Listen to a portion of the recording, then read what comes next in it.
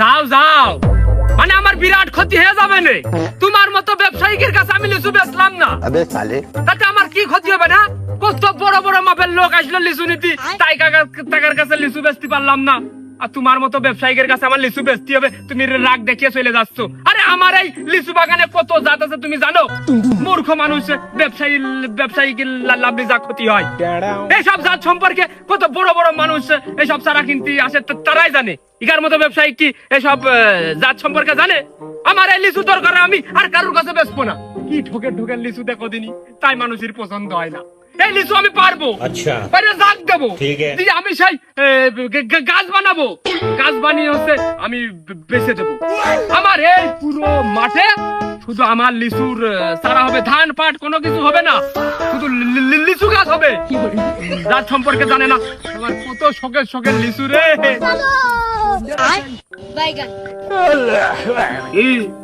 Hello চাচা, ওই মনে করে যে আমি 2 ব্যাগ লিচু লাগালাম 2 জাতের, একবারও ফলন পালাম না। একবার লাগালাম ওই যে কি জাতের কয় মনে আসছেন না, কিন্তু যে গাই গোশ নেই, আবার সবর আমার 2 বছরকে 4 বছর লস। আর একবার লাগালাম ওই গাই গোশ আছে কিন্তু ভিতরে পোকা। দূর বাবু, কি সব ভুল ভাল জাতের লিচু গাছ লাগিয়েছো। আরে ভালো জাতের লিচু গাছ লাগানো কি অতই সোজা? ওই চারা সহজে পাওয়া যায় না। চাচা, ওই লিচুর কোন জাত লাগালি ফলন হবে যদি কইয়ে দিতে। আমি ওই খুড়া মানুষ, ধান পাট লাগালি মাঠে যাতি পারি নে, ফলনও ভালো পাবো না নে। তুমি ওই লিচুর জাতটা কও। দূর বাবু, জাত কতি যাবো কে আমি?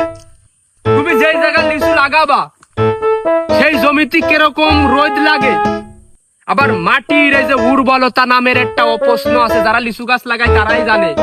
সেসব শক্তি থাকতে হবে মাটিতে। আর তুমি যদি আমার কাছ থেকে চারা নিতে চাও, তাহলে আগে অ্যাডভান্স করো। চাচা, গাছ তো লাগাইলাম, রোদও খুব ভালো পাই, কিন্তু সমস্যা তো লিচুতি। তাহলে বাপু, তোমার যে জায়গা আমি বিবেচনা করে দেখলাম, আমার নিজের হাতে তৈরি করা একটা জাত আছে। ওই জাতটা যদি তুমি ওই জায়গায় লাগিয়ে দাও, তাহলে মনে হয় আমার ভালো ফলন হবে না। তুমি একটা বার চেষ্টা করে দেখতে পারো। তবে যদি তোমার চারা লাগে তাহলে তোমার অ্যাডভান্স করতে হবে। তুমি জাতের নাম করছো না, গাছে ফলন হবেন কি হবে না নে, লাভ পাবান কি পাবো না নে, তুমি আগেই অ্যাডভান্সের দিকে কেটে চলে যাচ্ছ।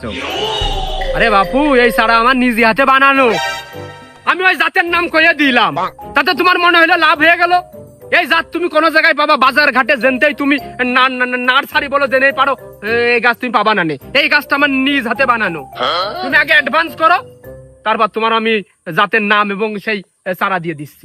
আমার যেহেতু লাগাতেই হবে, অ্যাডভান্স তো আমি করবাই নি। তো ওই লিচু জাতের নামটা কি? আসসালামু আলাইকুম রহমতুল্লাহ বারাকাতু। আপনাদেরকে একটা বিষয় জানাতে চাই।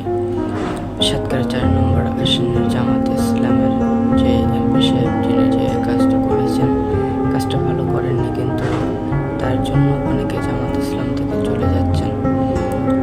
মানে তারা কেউ দুধ দিয়ে গোসল করে চলে যাচ্ছেন, কেউ জামাত ইসলামের বদনাম করে চলে যাচ্ছেন।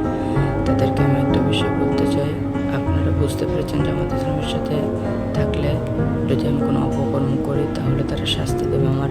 এটা আপনি বুঝে শুনে আগে ভাগে ভেঙে চলে যাচ্ছেন, এটা আমরা মনে করব। ভালো থাকেন, আপনার জন্য এই কথা। জালিমের অত্যাচারে মরছি কেন আজ অবধি, প্রয়োজনে রাজপথে ফিরে যাকবো এ যাক রক্ত নদী। বিচারের নাই রে বিচার নাই রে আচার এই শহরে, নাটকের সব কাচারি ভেঙে ফেলোই লাথি মেরে। জালিমের বদ্ধ ঘরে থাকবে কত কি খাওয়াইছো আমায়, ঘুরে আসমান জমিন ভাই, সবই উলট পালট রঙিন রঙিন যেদিকে তাকাই। আশেপাশে সুন্দরী এক পরি দেখতে পাই, ডাইনে বামে মুচকি হাসে ধরতে গেলে নাই। কি খাওয়াইছো আমায়, ঘুরে আসমান জমিন ভাই, সবই উলট পালট রঙিন রঙিন যেদিকে তাকাই। আশেপাশে সুন্দরী এক পরি দেখতে পাই, ডাইনে বামে মুচকি হাসে ধরতে গেলে নাই।